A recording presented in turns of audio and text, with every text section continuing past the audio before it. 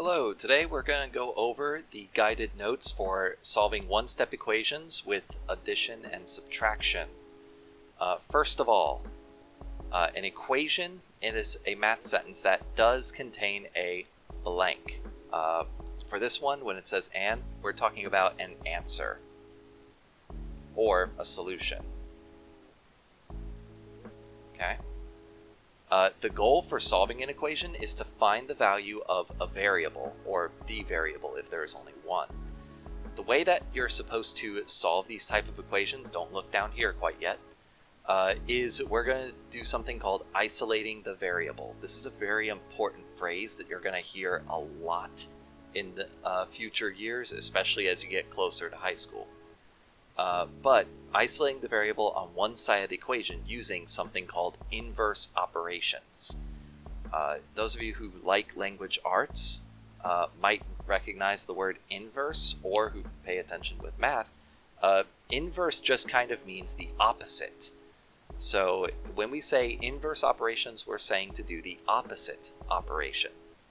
So just kind of replace the word inverse with opposite, and then you can go through and say, what is the inverse or the opposite of addition? That would be subtraction. What is the inverse of subtraction? That'd be addition. The inverse of multiplication, that would be division. The inverse of division would be multiplication. Those are the inverses. Those are the opposite operations that we're going to use to solve these kinds of equations. So here's just two quick examples. John has X apples. If he adds 5 apples to his pile, he will have 8 apples. What would be the value of X? So how many apples did John have? So when we set up the problem, we had X apples, we add 5, and now we have 8. The way that you would solve this is by doing the opposite of adding 5. You always look at what is happening to the X, and you do the opposite of what is happening to it. If this says X plus 5, well, what's the opposite of plus 5? Minus 5. Now the reason we do that is when we have X plus 5 and then we minus 5. Well, if you add 5 and then immediately take away 5, then that goes away. All that's left is an X all by itself. It has been isolated. Now, if you've ever seen a scale or something balancing, you have to make sure that you have the same amount of information on each side. If I were to remove the cap from this side and put it on this side, I have to make a change by adjusting how far up my finger that I balance the pen. Same kind of principle here. If you subtract 5 from one side, you have to subtract 5 from the other side. So if I do minus 5 over here on that side of the equal sign, I need to do minus 5 over here. And then I do 8 minus 5, and that equals 3. So my answer, the way that I would write it, is X equals 3. I'm not going to just put the answer is 3. You have to say X equals 3. On this example, talking about subtraction, Maddie has X dollars. After spending 90 on a purse, so minus 90, she will have $45. What is the value of X? Same thing, we look at what is happening to the X. We have a minus 90. What is the opposite or the inverse of minus 90? That would be adding 90. So when we add 90 to minus 90, 1 plus 1 minus, same amount, they go away. On the other side though, we still have to add 90 to both sides. So 45 plus 90 gives me X equals 135. The way you can check that is go ahead and do substitution. Replace the X with the 3, see if it works. Same thing over here, replace that X with a 135, see if the problem still works. That's how you can check your answers. But we do have a couple of practice pieces down here before getting to the main worksheet behind this. We've got X plus 2 equals 10. So what is the opposite of plus 2? That'd be minus 2. And then we Did minus 2 here, we have to do minus 2 here. So plus 2 minus 2 becomes 0, it's gone. 10 minus 2, 8. Y minus 8 equals 15. Well, what's the opposite of minus 8? Plus 8. We have to do that to both sides.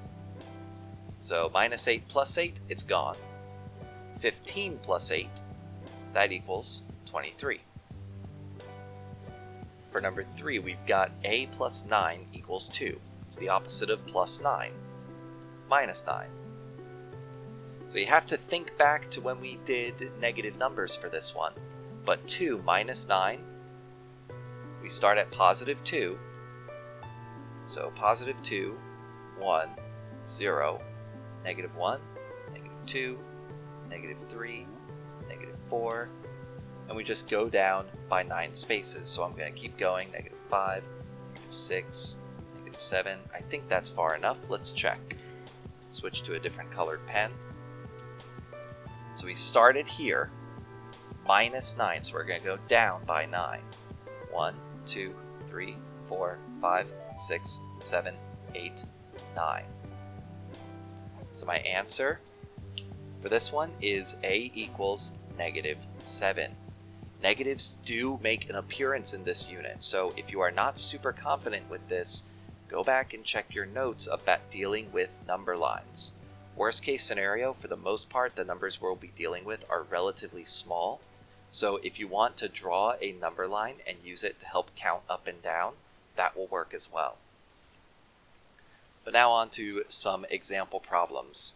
I'm going to encourage you now to pause the screen, to pause this video and do this worksheet, go and practice it, and I will be posting a little bit of an answer key for the rest of it in just a little bit.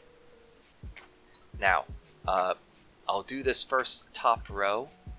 We've got x plus 7 equals 18, the opposite of plus 7, minus 7. We do that to both sides. Once we've done that to both sides, this goes away. What we're left with is x equals whatever 18 minus 7 is. That gives me 11. There's my answer. X equals 11. For number 2, we have a minus 15. The opposite of minus 15 is plus 15. That's gone. We're left with a equals whatever 22 plus 15 is. No, that's not the letter H. My handwriting is just atrocious. 22 plus 15, 37. A equals 37. And you see, the reason we keep setting up these problems this way is it just looks neat. Everything is very self-contained. You bring down the y, you can set up your addition or subtraction right there, and you have a nice clean answer. None of this work takes up a huge amount of space, so even this tiny little bit should be enough to solve most one-step equations, at the very least addition and subtraction equations. I am going to leave you with one more warning. I know that Edgenuity is going to touch on this, but I want to make sure you heard it from me. When you're dealing with subtraction, there are two kinds of subtraction problems. You have the kind where you have, let's say, 32 equals x minus 4, but then you also have 32 equals 4 minus x. These are solved differently. Okay? These are not solved the same way. Because on this one, something is being done to the x. It says x minus 4. So we solve that like so. Minus 4, don't know why I drew that line there. 32 minus 4 gives me 28 equals x. That's how this problem is solved. This one is a little different. See, on this side, something is being done to the x. It is x minus 4. Over here, x is the thing that is being done to that number. We have 4 minus x. It won't make sense to do minus 4 from both sides, because if I did, just writing off to the side, if I did 32 equals 4 minus x, if I do this, minus 4 minus 4, that goes away. 28 equals negative x. Huh? That's not okay. We can't have that. The x is not by itself. Now it has a negative with it. That's not supposed to happen. So there is a reason that we're going to... there is a way that that can work, but we're not going to get into that today. When you see, it won't happen in here, but I know it's going to happen in Edgenuity. When you have this, you can replace this by switching it with your other side. Whenever you have x that is being subtracted from something, so something minus x, switch. This is what we're going to do. We're going to switch those two numbers. So now we have 4 minus 32, and that's what x is going to equal. 4 minus 32. So x is supposed to equal negative 28.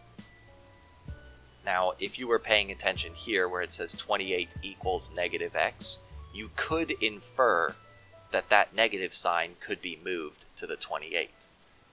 But I wanted to make sure I showed you solving like this because, again, I know I've already said it like 3 times, Edgenuity is going to show it to you like that. So I want to make sure that you have heard it the same way both times. And that's that. This worksheet is not going to have any of those types of subtraction problems. I'm saving those all for the online Edgenuity course. That is essentially it. I hope that this helps. And we're not doing anything other than addition and subtraction this week, so it should be relatively easy. This is not intended to be calculator active. After all, as you can see, most of the numbers can be added and subtracted pretty easily. So don't even let that tempt you. That's all. Bye-bye.